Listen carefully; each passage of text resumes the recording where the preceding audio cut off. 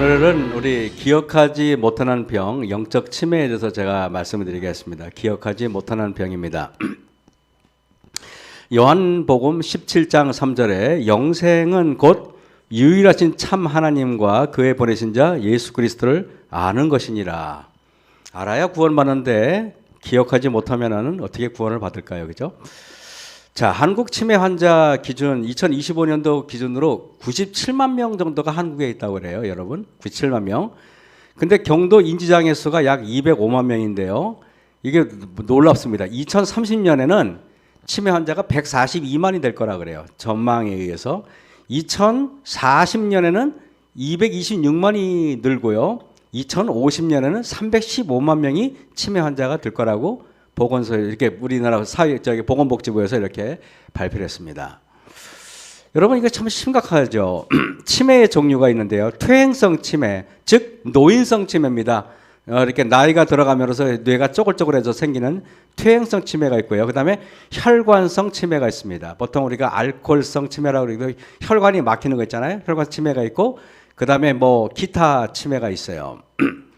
자, 그런데 퇴행성 치매는 정상 세포보다 뇌세포가 빠른 노화로 인해 생기는 치매를 말합니다. 퇴행성 치매의 종류는 루이체 치매, 파킨슨 치매, 또 전두측 치매 등 루이체 치매와 파킨슨 치매는 거의 비슷해가지고 전문가가 아니면 구별하기가 매우 어렵다고 얘기합니다. 파킨슨병이 왔을 때 파킨슨 치매나 루이체 치매를 의심해 봐야 되는데 그래서 파킨슨병이 오면은 치매가 걸릴 확률이 아주 높습니다. 근데 여러분 보시면은요, 이게 퇴행성 치매의 한 종류인데 이 전두측 치매가 뭐냐면은 이게 앞에 있는 거를 전두엽이라 그러고 옆에 있는 뇌를 측두엽이라 그러고 뇌 뒤에 있는 거를 후두엽이라 그래요. 후두엽. 근데 여러분 보통 전두측이라 하면은 앞에 뇌와 측면 뇌에 문제가 생겼을 때 치매가 오기 쉬워요. 이 사진에 이렇게 이 치매가 오잖아요. 이게 CT를 촬영해 보면은 뇌세포가 쪼글쪼글하게 이렇게 말라 비틀어졌어요. 마치 여러분 호두 보셨죠? 호두가 왜 이렇게 말라 비틀어진 호두 봤지? 이렇게 딱 껍데기 열면은 막 그렇게 생겼어요. 사실 뇌가요. 실제로 그래서 치매는 뭘 기억을 못하고 하는 것은 저절로 생긴 게 아니라 뇌세포가 이렇게 쪼그라들거나 이렇게 보면 금방 알 수가 있어요. 전문가들이 볼 때는요. 자, 전두 치매가 오면은 성격과 행동의 변화가 기억 장애보다 먼저 나타납니다. 그래서 갑자기 성격이 우울해진다든가 말도 안 된다든가 이렇게 혼자 이런 사람들이 보면 치매 의심을 볼 수가 있어요. 그래서 여러분 연세 드신 분들이 갑자기 웃지도 않고 이렇게 있으면은 치매 증상이 있기 때문에 그런 거예요. 괜히 그러는 게 아니에요. 그래서 웃고 싶어도 웃질 못하는 거예요. 자, 그리고 보면은요. 폭력적 혹은 우울한 모습을 보이기도 하는데 이게 전두 치매, 즉 전두엽에 문제가 생겼을 때 그런 확률이 아주 높습니다. 자, 그러면은 측두 치매, 이 왼쪽 뇌가 뭐냐면 언어 장애가 나타나요. 그래서 갑자기 말의 기능이 떨어져서 말을 못하게 된다든가 할 때 이 측두엽이 망가졌을 때 그런 경우가 있어요. 자, 그러면은 우리나라에 보면은요, 이렇게 치매 분포를 보면은 이 치매 분포는 기관마다 달라요. 제가 다 찾아봤는데 알츠하이머 치매가 뭐 50%는 데가 있고 70%는 데가 끝이 멋대로래. 그래서 야, 이거 통계를 믿을 수가 없어요. 우리나라에서 나온 게. 근데 대충 알츠하이머 치매는 노인성 치매인데 실제로는 약 50%에서 70%로서 각 자료마다 틀리게 기재되어서 여러분들이 대충 이렇게 이해하시면 될 것 같아요. 그 다음에 혈관성 치매는 두 종류로 나눠요. 하나는 뭐냐면은 다발성 경색 치매가 있고 하나는 피질하 혈관 치매가 있어요. 다발성 경색 치매와 피질하 혈관 치매가 있다는 것입니다. 자, 그런데 다발성 경색 치매가 뭐냐? 큰 동맥, 뇌에도 보면은요, 동맥이 두꺼운 게 있고 얇은 게 있어요. 즉 여기서 우리로 말하면 고속도로 같은 이 뇌의 고속도로 같은 혈관, 이게 혈관이 막히며 생기는 치매가 바로 다발성 경색 치매라고 이야기합니다. 자, 그 반면에 큰 동맥이 막혀서 오는 다발성 경색 치매는 뇌 기능이 갑자기 나빠지고 그리고 조금씩 시간이 지나면은 좋아졌다가 나빠졌다가 이러니까 사람들이 내가 기억력이 없어졌나? 이렇게 의심을 안 하는 거예요. 실제로는 이게 치매로 가고 있는데 나는 그걸 오해를 한다는 것입니다. 자, 피지라 혈관 치매가 뭐냐? 작은 동맥. 아까 다발성 혈관 치매와 다르게 피지라 혈관 치매는 작은 동맥이 여러 번 막히면서 오는 치매를 말하는 것입니다. 자, 피지라 치매 같은 경우에는 뇌 깊은 부위에 작은 동맥이 여러 차례 막히면 뇌가 서서히 죽어가서 알츠하이머 치매와 비슷해가지고 알츠하이머인지 아니면 피지라 치매인지 혼란스러울 때가 있어요, 여러분. 자, 그러나 알츠하이머보다 전두엽이 이상이 더 일찍 나타나 성격과 행동이 이상해집니다. 그래서 여러분, 우리는 치매 그러면은 기억을 못하고 어떤 걸 잊어버리고 어떤 거를 몰라보고 이걸 치매라고만 생각하는데 그게 아니고 치매로 먼저 나타나는 게 뭐냐면은 갑자기 웃음이 싹 사라져 버려. 웃음이 사라지고 그 다음에 말을 안 해. 우울해. 그러면 치매가 시작된 거예요. 무슨 말인지 알겠습니까? 그래서 웃지 못하는 것은 상당히 위험한 거예요. 사람이 그래서 이렇게 많이 웃는 사람이 건강한 거예요. 그래서 웃지 못하는 것은 뭐라 그랬어요? 제가 치매의 전조 단계다. 굉장히 위험하다. 이렇게 보시면 돼요. 그러면은 우울증 걸리시거나 아니면 이렇게 해피하지 않은 사람들, 행복하지 않은 사람들은 치매에 걸릴 확률이 많은가요? 아주 많습니다. 아주 많아요. 이미 시작됐다고 해도 과언이 아니에요. 자, 혈관 치매는 뇌졸중에 의해서 나타나는데 혈관이 터지는 것을 뇌출혈이라 그러죠. 혈관이 막히는 것을 뇌경색이라고 이야기합니다. 그런데 보통 다발성 치매의 원인은 뇌출혈보다는 뇌경색이 압도적으로 많습니다. 그러면 자, 피지라 치매를 보면은요, 작은 소동맥이 막힌 뇌경색일 경우 특별한 치매 증상은 없어요. 하지만은 뇌경색으로 인해서 여러분 갑자기 어지럽다든가 그런 경우 있습니까? 어지럽다든가 아니면 머리가 아파 아니면 괜히 토할 것 같이 메스꺼워 갑자기 팔다리 힘이 쫙 빠져. 이런 게 바로 내가 혈관이 막혀가지고 지금 문제가 생기고 있구나. 내가 뭔가 뇌에 심각한 문제가 생기고 있구나를 인식을 하셔야 된다는 것입니다. 에? 자, 그러면 피지라 혈관 치매를 보면은 그러나 오래 반복되다 보면은 치매로 점차 악화돼요. 이렇게 어지럽고 메스껍고 이러면은 그닥 또 나아요. 또 몇 분 있다가 또 회복이 돼요. 그러면은 오늘 내가 좀 소화가 안 돼서 그런가? 이러고 의심해 버려요. 그냥 가볍게. 그러나 그게 아니라 실제로는 뇌에 심각한 문제가 초래되고 있다는 것입니다. 혈관성 치매와 알츠하이머 치매의 구별은 사실상 거의 차이가 거의 없어가지고 전문가 의사 외에는 우리가 일반인이 육안으로 구별하기는 매우 어렵습니다. 혈관 관리를 하면은 알츠하이머 치매나 혈관성 치매를 다 예방할 수 있는데 오늘 제가 여러분 치매 심각한 거를 좀 말씀드려 볼게요. 박경철이라는 의사 유명한 분이에요. 이분이 의사이자 또 이렇게 뭐 경제 이렇게 주식 투자 이런 것도 강의하고 꽤 인터넷상으로는 유명한 양반이에요. 이 박경철이라는 의사가 몇 년 전의 일인데 응급실에서 갑자기 연락이 왔어요. 왜 이래 연락이 왔어요. 전화를 걸었는데 그 전화 거는 분이 수간호사예요. 여러분, 간호사 분들 중에서 수간호사 이분들은요, 산전, 수전, 공중전 다 겪은 분들이에요. 어지간하면은 당황을 안 하시는 분들이에요. 이분들이에요. 아시겠습니까? 근데 이분이 수간호사가 떨면서 울면서 막 전화를 하는 거예요. 그래도 과장님 막 부르는 거예요. 과장님 빨리 하면서 말을 막 못해요. 응급실로 빨리 와주세요. 이게 다 경험을 하시고 모든 일에 경험이 풍부한 이 수간호사가 떨면서 말을 못할 정도로 그랬던 일이 생긴 거예요. 그래서 이 박경철 의사도 이분이 왜 이러나 그렇게 이야기 시작됩니다. 변두리에 사는 어떤 부부가 일찍이 혼자 대신 노모를 모시고 살았어요. 할머니는 일찍 남편과 사별하고 외아들을 혼자서 키웠어요. 이 할머니가 정말 고생 많았죠. 여러분, 남편이 일찍 죽고 과부 혼자 아이를 키운다는 것, 이거는 정말 상상도 할 수 없는 고통인 거 여러분 아시잖아요.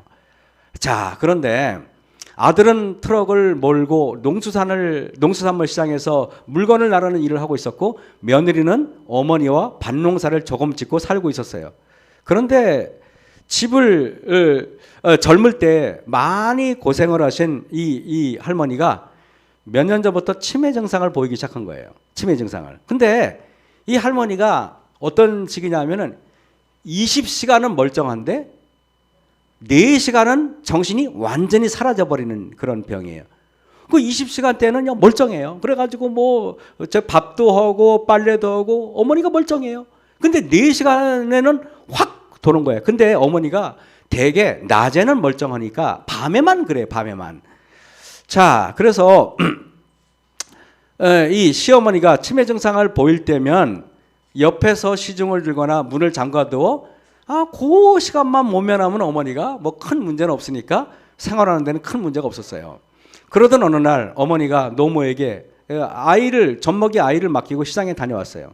낮에는 멀쩡하셨고 손자를 애지중지 이뻐하셨기에 별 의심 없이 그냥 버스 타고 그냥 간 거예요.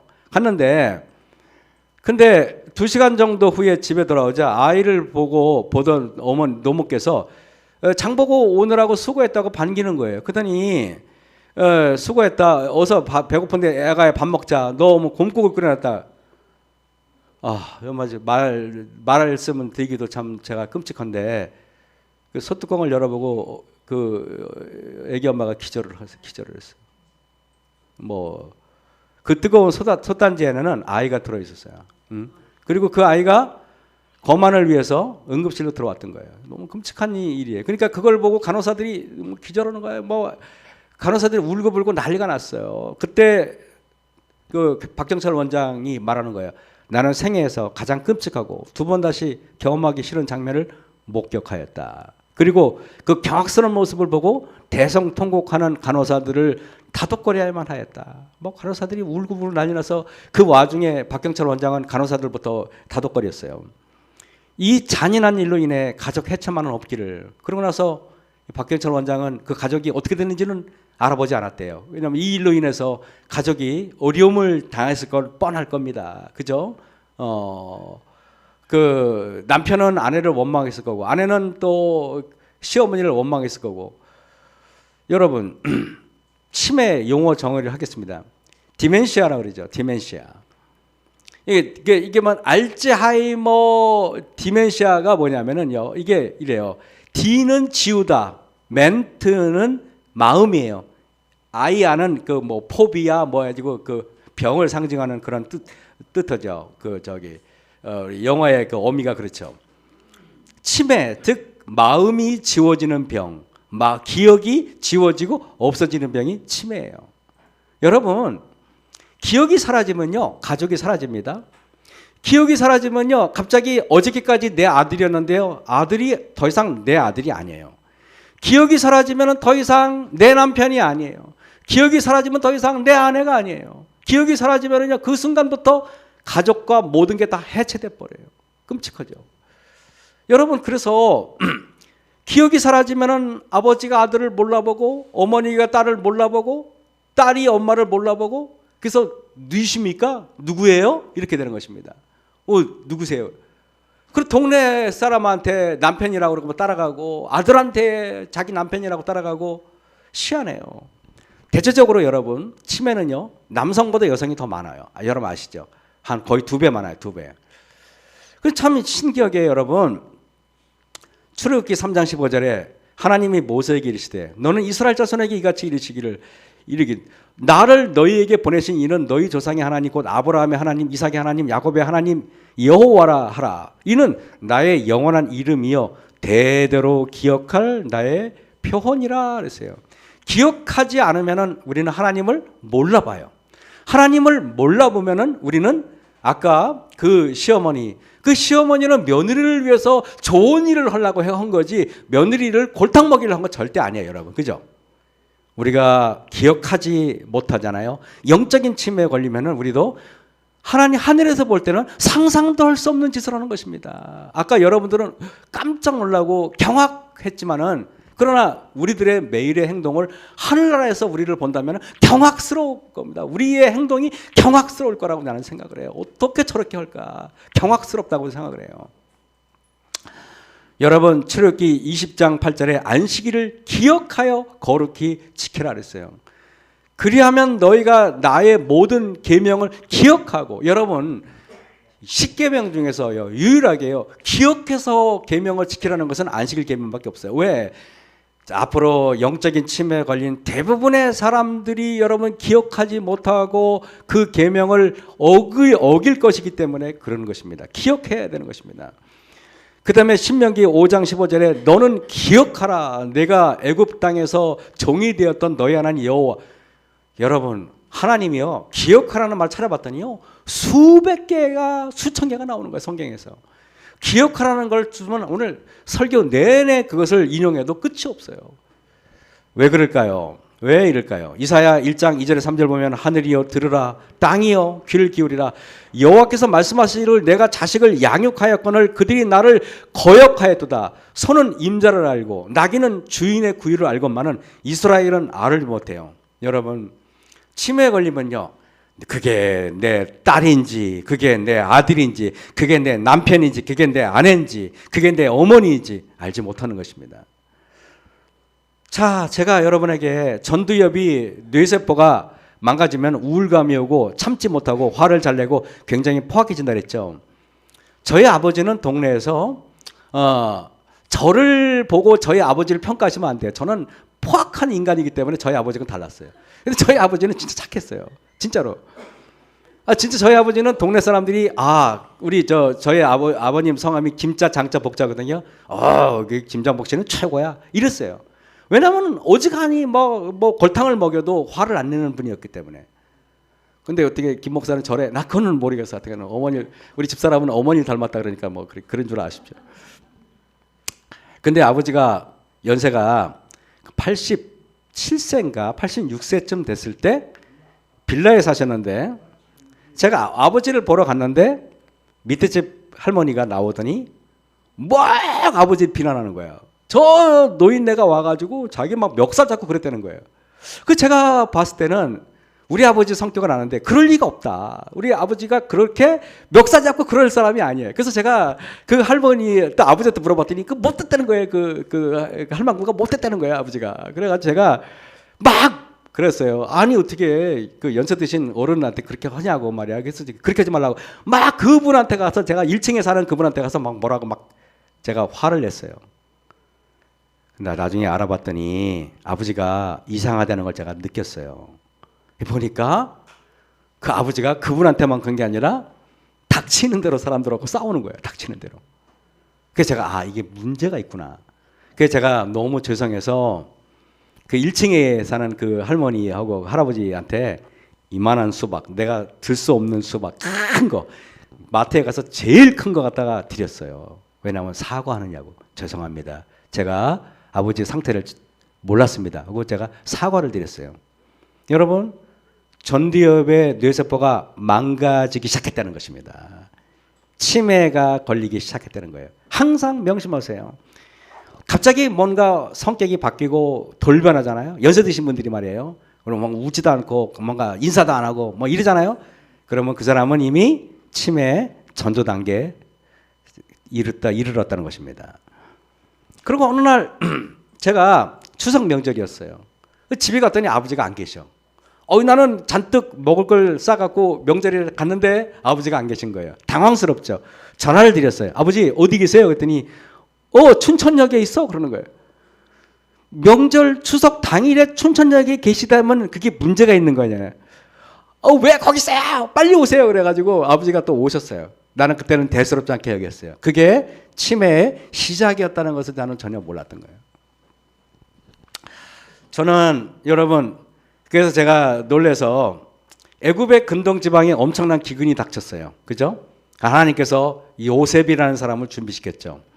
그래서 요셉이 하나님의 지혜로 이스라엘 백성들에게, 애굽 백성들에게 앞으로 7년 풍년이 오고 그러고 나서 7년 흉년이 온다. 풍년 때 이거를 곡식을 잘 저장하지 않으면 다 굶어 죽는다 그랬어요. 그래서 요셉의 말대로 진짜로 7년 동안 풍년이 왔어요. 그때 요셉이 지혜롭게 곡식 창고를 만들어 가지고 그것이 좀이 먹지 않고 쥐가 먹지 않게 지혜롭게 해가지고요. 여러분, 곡식 풍년 7년 동안에 곡식을 엄청나게 많이 저장했어요. 그래가지고 흉년 때 애굽에서는요 요셉 덕분에 먹을 게 풍부했어요. 그런데 시간이 지납니다. 요셉의 아들도 죽고 몇백 년이 지난 다음에 이런 시대가 왔어요.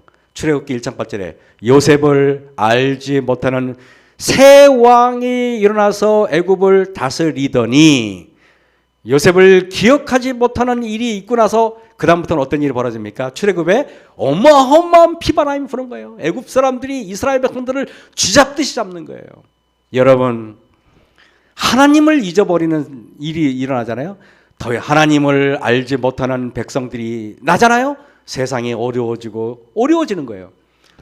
우리 1863년에 우리 재림교회가 조직됐고 1844년 윌리엄 밀러가 재림운동을 하고 나서부터 재림교회는 태동했다고 해도 과언이 아니에요. 1863년 우리 재림교회들은 진짜 뜨거운 마음으로 전도를 했어요. 예수님을 사랑하고 말씀 앞에 우리가 계시를 받고 계시 앞에서 우리가 무릎을 꿇고 그리고 우리 백성들이 살았어요. 그러고 나서 1년이 지나고 2년이 지나고 여러분 선교사들이 한국에 왔을 때 우리 36 서울병원이 어떻게 생겼습니까? 여러분 선교사에 생긴 거 아닙니까? 선교사에서 그 유재한 박사라고 미국 사람이 와가지고 그 병원을 만들었잖아요. 그래 안 그래요? 그 당시 36 서울병원 그 직원들이고 거기는요 천사들이 있어. 천사들이요. 서울 그때는 병원이 지금 같은 병원이 아니었단 말이에요. 그 당시는요 사람들이 영적으로 충만했고 그랬단 말이에요. 그때는 여러분 교회도 마찬가지였어요. 그런데 여러분 라우디게 교회가 뭐라 그래요? 여러분 하나님을 알지 못하고 예수님이 없잖아. 예수님이요. 내가 볼 때는요 예수님이 알지 못하는 교회 라우디게가 돼버린 거예요. 라우디게. 그러다 보니까 교회가 냉랭하고 그다음에 쌀쌀 맞고 그럼 웃지도 않고 그래가지고 직원이 있던 서로 싸우고 서로 이렇게 험담하고 끔찍한 교회가 된 것입니다. 여러분 시대소망 27쪽에 보세요. 유대인들이 1천여간 매주 안식일마다 여러분 하나님께 예배를 드리고 양을 잡고 그러는데요. 뭐라 그러는지 아십니까? 그럼에도 불구하고 그들은 그리스도께서 오셨을 때 그를 뭐라고요? 알지 못하였다. 기억하지 못하는 병에 걸린 거예요. 여러분 기억하지 못하는 병에. 여러분에게 기억하지 못하는 병에 걸린 대표적인 사람을 하나 소개할게요. 느부갓네살 왕을 소개할게요. 느부갓네살 왕이 다니엘 4장 4절에서 5절 보면 나 느부갓네살이 내 집에 편히 있으며 내 궁에서 평강할 때 여기서 가만히 보세요. 내 집에 편히 있다는 말과 평강하다는 말을 반복해요. 여러분 그래서 여러분들 인생에서 뭐 사업도 잘 되고 돈도 잘 벌고 아이들도 문제 없고 내가 건강하고 평안할 때 그때 여러분들은 더 긴장하셔야 된다는 겁니다. 무슨 말이겠습니까? 여러분 다윗이요 어느 날 이렇게 그 사무엘상 11장인가 이렇게 보면은요 그 다윗이잖아요. 아니 사무엘하 11장에 보면은요 다윗이요 이렇게 평안히 집이 있는데 거기 뭐라는지 아십니까? 한다고 저기 군인들하고 그 백성들은 다 전쟁터 나가는데 다윗이 혼자 이렇게 왕궁에 있는 거예요. 평안히 거느려요. 그때 다른 사람 다 전쟁을 하는데 뭐가 보이는지 아십니까? 밧세바, 목욕하는 밧세바가 보이기 시작해요. 여러분 신기해요. 나 느부갓네살이 내 집에 편히 있으며 내 궁에서 평강할 때 그러고 나서 밑에는 안 읽어봐도 어떤 일이 벌어지는지는 느끼셔야 되는 거예요. 성경은 그렇게 돼 있어요. 평안할 때. 그때 여러분 그리고 딱 보니까 바벨론의 그 어마어마한 도성이 보이는 거예요. 그러니까 느부갓네살이 그래 내가 졌구나. 그래 내가 업적이 크구나. 여러분 교회 다니잖아요. 교회 다녔을 때 그 교회에서 내가 업적이 느껴진다 그러면 그 사람은 문제가 있는 사람이에요. 그래 내가 마석교회 졌지. 그래 내가 남원주교회를 졌지. 업적이 보이면은 그 사람은 이미 영적으로 망가진 사람이에요. 진짜입니다. 그러면요 태도가 불순해져요. 태도가 불순해질 뿐만 아니라 영적으로 죽어요. 성도들에게 설교다운 설교를 못하게 돼 있어요. 하나님께서 너무 신기한 거예요. 자, 그 다음에 보세요. 여기 보면은 다니엘 내가 본즉 여러분 이렇게 땅의 중앙에 큰 나무가 섰어요. 그 나무가 얼마나 자라는지 어마어마한 나무가 자라는 거예요. 그 나무가 너무 커가지고 바벨론을 다 뒤덮을 정도로 큰 거예요. 그러니까 새들이 날라오고 뭐 여러 짐승들이 깃들이게 돼 있어요. 그것은 바벨론의 느부갓네살이 뭐랄까요? 이게 자기가 잘해서 그런 줄 알고 생각하는 것입니다. 그래서 그 잎사귀는 아름답고 열매는 많아서 만민의 식물이 될 만하고 들짐승이 그 그늘에 있으며 공중에 나는 새는 그 가지에 깃들이고 무릇 혈기 있는 자가 거기서 식물을 얻더라 그랬어요. 그러니까 느부갓네살이 그래 내가 이렇게 만들었구나 이렇게 않겠습니까 여러분? 다니엘 4장 13절 14절 내가 침상에서 뇌 속으로 받은 이상 가운데 한 거룩한 자가 와서 내려왔는데 그가 소리질러 외쳐서 이처럼 이르기를 그 나무를 베고 그 가지를 찢고 그 잎사귀를 떨고 그러니까 여러분 나무를 도끼로 쿵쿵 치니까 어때요? 새들이 놀래서 다 날아가죠. 여러분이 이룬 업적이 큰 나무 같습니까? 그러니까 여러분이 그 업적에 사람들이 막 칭송하면서 막 날라들죠. 얼마나 자랑스럽습니까? 그래서 여러분 사업이 망하고 사업이 잘 되고 하면 사람들이 막 꼬이지만은 내가 어렵고 힘들고 경제적으로 어렵고 그러면 사람 다 떠난다 그러잖아요. 그죠? 똑같은 겁니다. 근데 어려움이 있어가지고요. 사람들이 떠나고 친구가 떠나고 그럴 때요. 나쁜 것만은 아닌 거 여러분 아시죠? 그러면요. 나도 모르게 누구만 의지하게 돼요? 하나님께 무릎 꿇고 하나님께 기도하고 그렇게 되지 않습니까 여러분? 에? 저는 그러니까 다니엘이 여기 4장 14, 15절 보세요. 그러나 그 뿌리의 그루터기를 땅에 남겨두고 철과 놋줄로 동이고 그 다음에 여러분 하나님께서 뭐라는 줄 알아요? 그 마음은 변하여 인생의 마음 같지 아니하고 치매에 걸리잖아요. 마음이 사라지잖아요. 그러면요 더 이상 사람으로서 존중을 못 받는단 말이에요 여러분. 맞아요 안 맞아요? 사람이 알아보지 못하면 사람으로 존중을 못 받잖아요 여러분. 짐승의 마음을 받잖아요 그러면요. 진짜로 실제로 사람이 치매에 걸리잖아요. 그러면요 정말 너무도 끔찍한 일이 벌어지잖아요. 말을 안 해도. 그래서 왕이 다니엘 4장 25절 보니까 사람에게 쫓겨나서 들짐승과 함께 거하고 소처럼 풀을 먹고 짐승처럼 7년을 보내요. 7년을. 저는 다니엘 4장 23절에 그 동시에 이 일이 나 느부갓네살에게 응함으로 내가 사람에게 쫓겨나서 소처럼 풀을 먹으며 이랬을 때 기한이 차니까 느부갓네살이 하늘을 우러러 보았다 그랬죠. 제정신이 돌아오기 시작한 것입니다. 영적 치매에 걸린 저와 여러분들이 제정신이 돌아와서 다시 하나님 앞에 무릎을 꿇고 청명이 돌아왔으면 좋겠어요. 청명이란 겸손이 청명입니다. 영적 치매의 원인은 딱 하나예요. 교만입니다.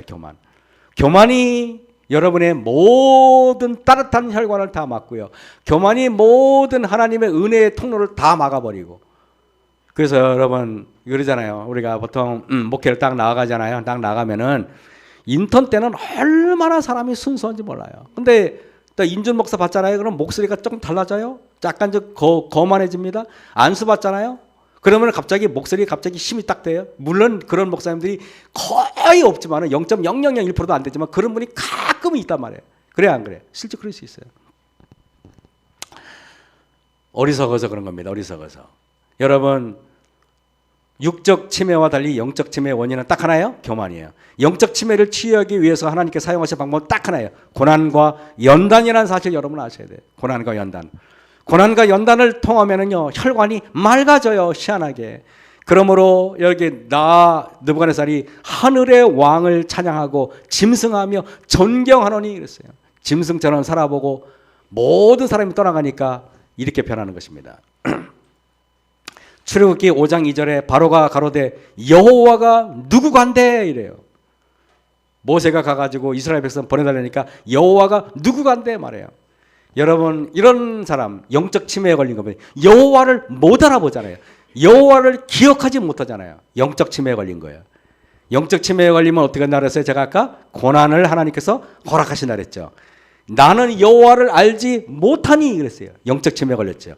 그래서 여러분 바로 10가지 재앙이 딱 등장하잖아요. 이게 패턴이 똑같아요. 10가지 재앙 아니면은 절대 인간은 변하지 않아요. 여러분 절대로 어쩔 수 없어요. 저는 이걸 보면서요. 예레미야 2장 27절에 그들이 나무를 향하여 너는 나의 아비라 하며 돌을 향하여 너는 나를 낳았다 하고 그 또 등을 내게로 향하고 이게 무슨 말이에요? 여러분 우리가 보면은 그저 금을 향하여 금은 우리 하나님이십니다. 돈을 향하여 보내게 돈은 나의 창조주입니다. 우리 그러고 있지 않습니까, 여러분? 그래서 영적 치매에 걸리면은 이런 것들이 하나님으로 보이기 시작해요. 이런 치매를 고치는 가장 효과적인 방법이 뭐냐요? 느부갓네살 왕의 경험이고 애굽 사람의 경험이에요. 성경에는 그렇게 너무 많이 나와 있어요. 누가복음 23장 33절에 보면은 해골이라 하는 곳에 이르러 거기서 예수를 십자가에 못 박고 두 행악자도 그렇게 하니 하나는 우편에 하나는 좌편에 있더라. 이에 예수께서 가라사대 때 아버지여 저희를 사하여 주옵소서. 자기의 하는 것을 알지 못하니이다. 예수님께서요 십자가에 달려 돌아가시면서 우시면서 백성들에게 뭐예요? 저들은 치매에 걸렸어요 라고 우시는 거예요. 그 얘기 아니겠습니까, 여러분? 그러고 나니까 여러분 어떤 일을 벌어집니까? 예수님을 비웃고 조롱하고 이런 치매도 고칠 수 있습니까? 저는 여러분에게 전희식 농부라고 유명한 분이에요. 인터넷 뒤져가 보면 많이 나와요. 이분이 치매 어머니를 돌보면서 중증 치매 어머니를 치료한 경험 이야기를 제가 해드릴게요. 한번 우리 방송 잠깐 볼게요. 나이가 들수록 기억력과 방향 감각이 떨어지는 게 자연스럽게 느껴질 수 있지만 치매 초기 증상일 수도 있습니다. 자연에서 생명을 키우고 관찰하는 이른바 치유농업이 치매 예방에 효과가 있다는데요. 이주훈 기자입니다.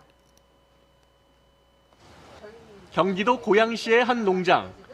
어르신들이 농장을 여유롭게 거닐며 다양한 식물들을 살펴봅니다. 식물의 원산지와 특징에 대한 설명에도 귀를 기울입니다. 밑동을 보면 되게 오래됐죠. 예. 산책을 마친 뒤에는 직접 꽃과 모종을 골라 화분을 가꾸는데 이런 과정을 거치면서 자신감이 생긴다는 게 참가자들의 반응입니다. 식물들을 보니까 식물도 저렇게 어렵게 자라는데 하물며 인간인데 이 치매라는 거를 우리가 이겨야 되지 않겠는가. 여기 계신 분 다 치매 환자들이에요. 식물을 지금 가꾸고 말씀하시는 자연과 함께하는 이른바 치유농업. 실제로 농업진흥청의 연구 결과 치유농업에 참가한 어르신들의 인지 능력은 19.4%, 실제로 많이 회복이 됩니까? 장소를 인식하는 능력은 각각 18.5%와 35.7%가 향상됐습니다. 경증 치매의 치료와 예방에 도움이 될 수 있다는 얘기입니다. 이 프로그램의 어떤 동작 하나하나가 인지작용과 어떻게 적용이 될 수 있는지를 전부 다 계획하에 지금 이루어지고 있는 프로그램입니다. 경기도는 이에 따라 치매 환자와 가족을 위해 올해 92개의 치유농장을 마련했습니다. 치유농장에서는 오는 10월까지 2,000명의 어르신들을 대상으로 식물 재배와 수확, 꽃차 만들기와 다육식물 꾸미기 등 200회의 프로그램이 운영될 예정입니다. MBC 뉴스 이주훈입니다. 지금 정부에서는 실제로 이 치매 환자들을 돌볼 수 있는 농업만큼 좋은 게 없다 이렇게 지금 보는 거예요. 여러분 마지막 시대의 화이트인이 뭐 시골로 가라 그 말하는데 전원생활을 말하는 게 아니에요. 시골은 정말로 필요한 거예요. 이게 여러 가지 한번 제가 예를 들어볼게요. 죄송합니다. 해발 620m인 이곳에 처음으로 진달래가 핀 날 어머니 새참 드리는 것도 있고 어둑밭이 질 때야 집에 돌아왔다. 전희식 농부가 자기 어머니 중증 치매 환자를 돌봤던 이야기를 제가 실제로 해드릴게요. 그 똥꽃이라는 책에 나와요. 그물구에서 나온 똥꽃이라는 책에 나오는데 그걸 한번 정리해 볼게요. 마루에는 똥이 묻은 아래 위 겉옷과 속옷이 쌓여 있었고 방 안에도 어머니가 움직인 길을 따라 똥칠이 되어 있었다. 그래서 똥꽃이라고 말한 거예요. 똥을 눈 지 오래되었는지 작은 똥덩어리는 딱딱하게 말라붙었고 손이나 밭에도 똥칠갑이 있었다. 어머니는 불도 켜지 않고 방구석에 웅크리고 앉아서 내가 왔지만 돌아보지도 않은 채 돌부처처럼 가만히 있었다. 어머니의 눈은 겁을 머금고 있었다. 자식을 향한 부모의 겁먹은 눈초리. 그것은 버림받을지도 모른다는 공포였다 그랬어요. 노동운동가였던 전희식 씨는 나이 40세에 자연농법으로 세상을 바꿔보겠다고 자기의 인생을 수정하고 귀농했던 그는 3년 전 서울 큰형집에서 어머니를 찾아갔다가 큰 충격을 받습니다. 어머니가 단독주택 3층에 이렇게 사는데 뭐 이렇게 2평 남짓한 작은 외딴 방에 기저귀를 찬 채 밥과 약을 받아 먹으며 두문분출하던 어머니는 막내인 그에게 오줌 누는 데가 따갑다고 하소연했다. 치매가 진행되기 10년 전 고관절이 부러져 걷지 못하고 나서 누워 지내면서 치매가 진행되었고 악취가 진동하는 어머니 방에 자식 누구라도 오래 머무르려고 하지 않았어요. 딱 문, 어머니 왔어요. 그리고 문 닫아버리고 나가는 거예요. 그러니까 형식적으로 어머니를 만나는 거예요. 그리고 그 작은 형이 식사 때마다 어머니 틀니를 칫솔로 닦을 때 보는 것만으로도 꺼림직게 다 고개를 돌리곤 했어요. 제가 볼 때는 이 둘째 아들이 참 효자 같아요. 그죠? 어머니 틀니를 닦아드리는 거 보면은 아주 참 효자라고 생각을 합니다.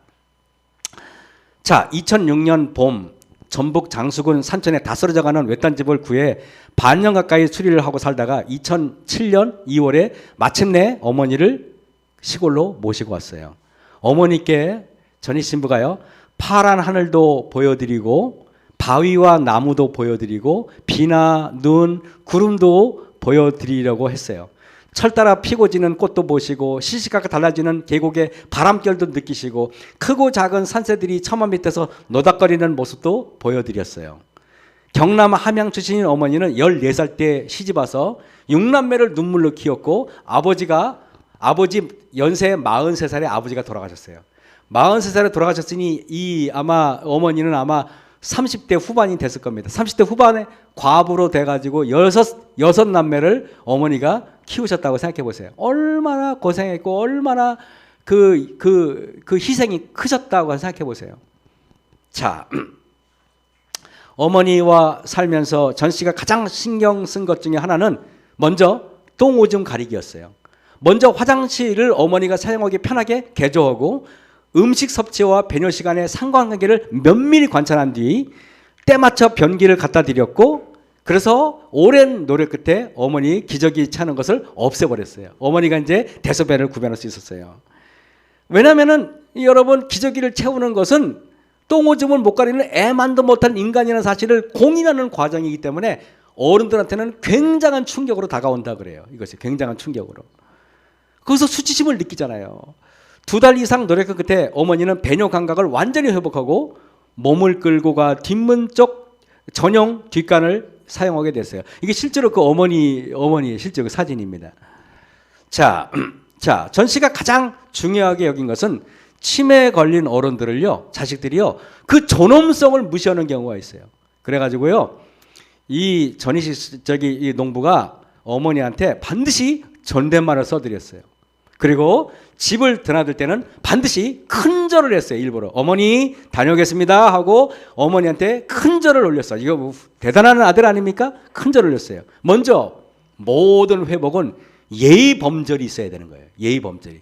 그리고 존중하셔야 돼요. 존중하지 않는 자녀, 존중하지 않는 것은 범죄예요. 여러분 어머니께 그러면서 이렇게 보면은 집안 대소사가 있을 때는요, 항상 어머니한테 가서 의논했어요. 어머니, 이번에 이런 일이 있는데 어머니 제가 어떻게 했으면 좋겠어요? 여러분, 치매 걸린 노모한테 의논하는 자식 보셨어요? 근데 의논하셔야 되는 거예요. 어머니 일부러 가서 어머니 제가 이렇게 했어요 라고 말씀드렸어요.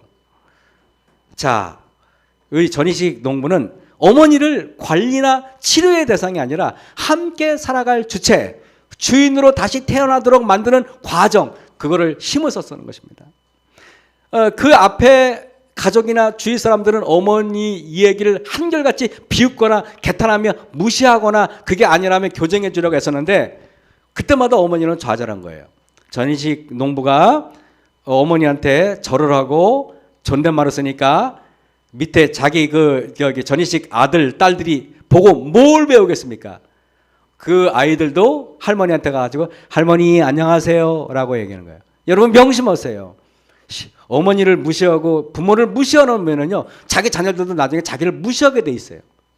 우리는 그래서 그것이 얼마나 중요한 교훈인지 몰라요.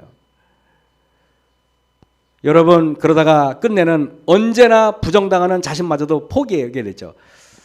여러분 치매의 시작은 뭔지 알아요? 무시당하는 거예요. 무시당하는 거는 모든 치매에 한 번 치매에서 이상하다 그러면은 말이라도요 뭐 치매에 걸렸다고 무시하거나 여러분 아니면 그거를 갖고 노리게 삼지 마세요. 절대 그러시면 안 돼요. 눈 내리는 광경을 10년 만에 보고 놀라는 어머니는 슬슬 움직이기 시작했어요. 아들이 매일 꽃을 보여드리고 비 오는 모습을 보여드리고 그러니까 이 어머니가 자연 속에서 어머니가 스스로 막 치유가 되기 시작하는 거예요. 그러면서 전시는 일부러 단순한 소일거리가 아닌 실제로 생산적인 작업 예컨대 청국장도 어머니 청국장 좀 만들어주세요. 어머니가 못하니까 옆에서 같이 거들어주면서 어머니가 주도적으로 하도록 배려를 하는 거예요, 여러분. 그 다음에 여러분 배추 심는 거. 어머니 배추 심어야 돼요. 어머니가 잘못 심으면은 또 아들이 옆에서 더 귀찮지만은 일부러 이렇게 해드린 거예요. 어머니는 아궁이 불도 지피게 만들었어요. 어머니가 아궁이 불 지피세요. 여러분 치매 노인한테 아궁이 불 지피는 거 여러분 맡길 수 있어요? 불날지도 모르는데. 근데 옆에서 먼찍에서 안 보는 척하면서 아들이 다 어머니한테 맡겨서 어머니가 그 일을 하도록 한 거예요. 믿음 때문인지 어머니는 아들의 말을 용케도 잘 알아들었다. 여러분 믿어줘야 되는 거예요. 환자라고 무시하면 안 되고 뭐라고요? 끝까지 믿어줘야 되는 거예요. 믿어주고 기다려줘야 되는 거예요. 모내기 마을회관 갈 때는요 꼭 아들이 어머니를 마을회관에 모시고 와서 동네 어른들하고 교제하게 했어요. 우리 어머니 오셨어요. 그러면 아줌마들한테 수박도 좀 넣어주고 떡도 좀 해서 경로당에 넣어주고 그러면 여러분 그 아들 때문이라도 어머니도 잘하지 않겠습니까 사람들이요? 예? 그 다음에 마을 행사 때는 어머니를 꼭 모시고 나갔어요. 마을 행사 때. 그렇게 하니까 어머니가 조금씩 좋아지는 겁니다.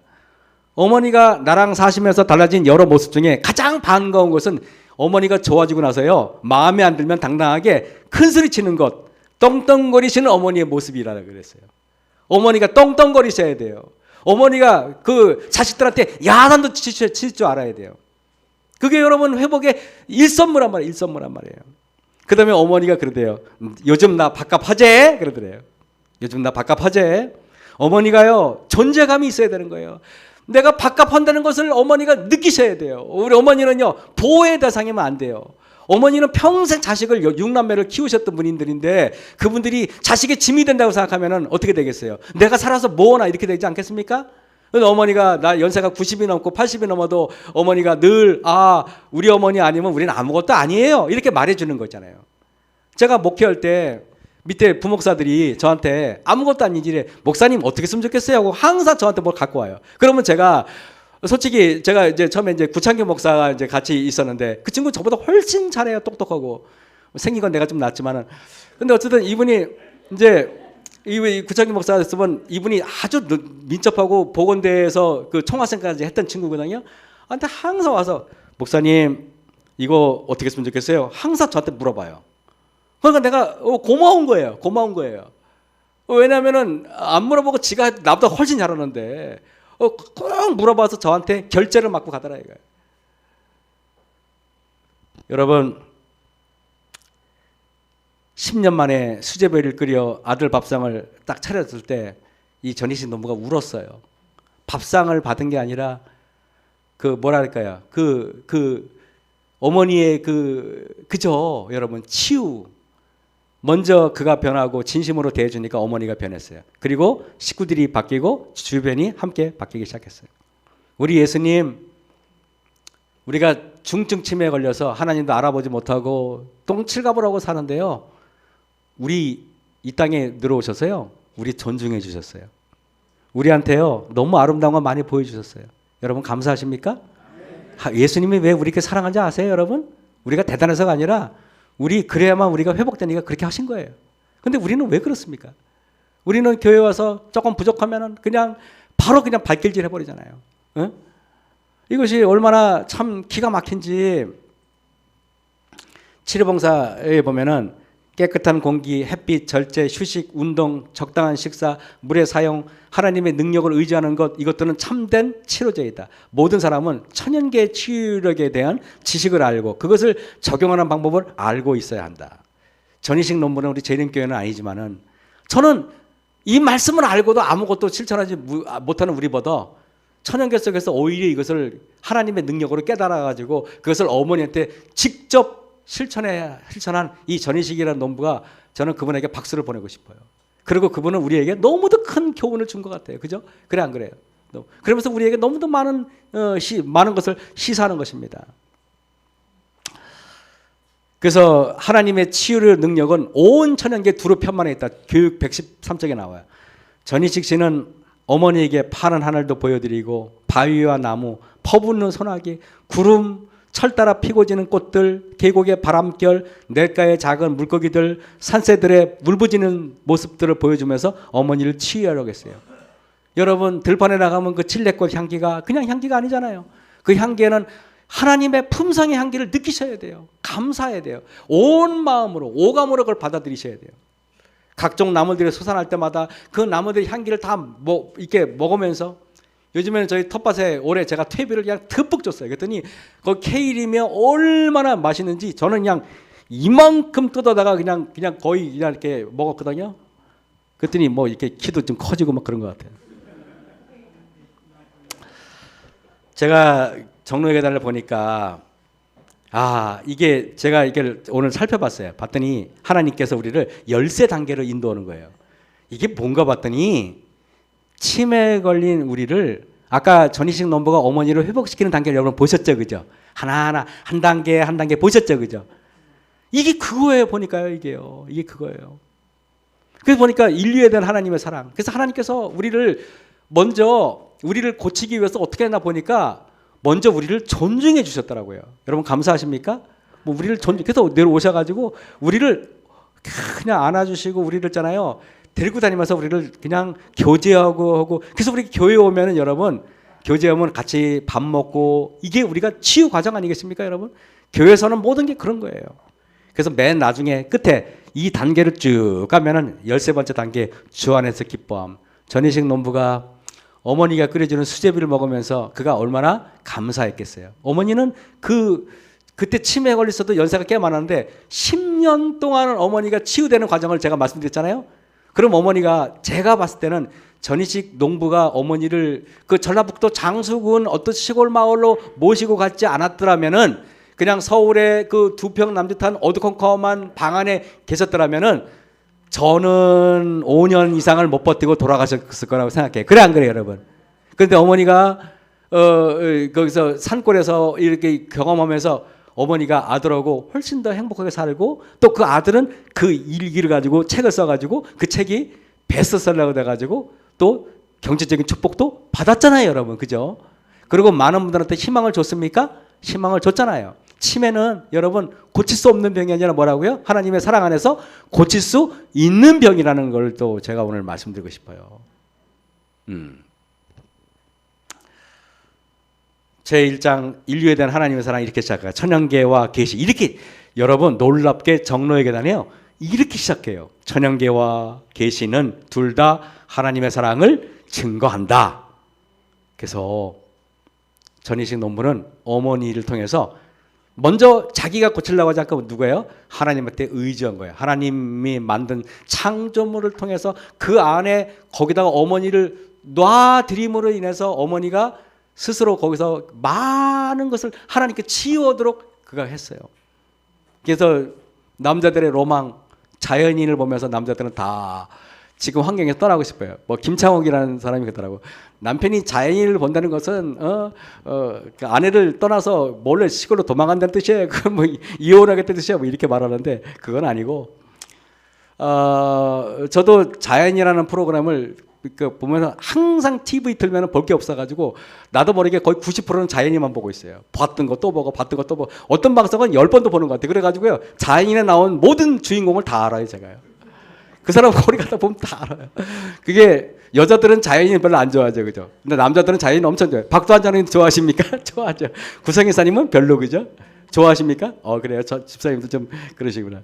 그래서 저는 하나님께서 우리를 사랑하기 위해서 아름다운 천연계를 남겨두셨고 또 우리 옥천교회는 감사하게도 옆에 논이 있어가지고 이 논에서 변화되는 모든 계절의 변화를 우리가 몸소 체득할 수 있는 거예요. 그죠?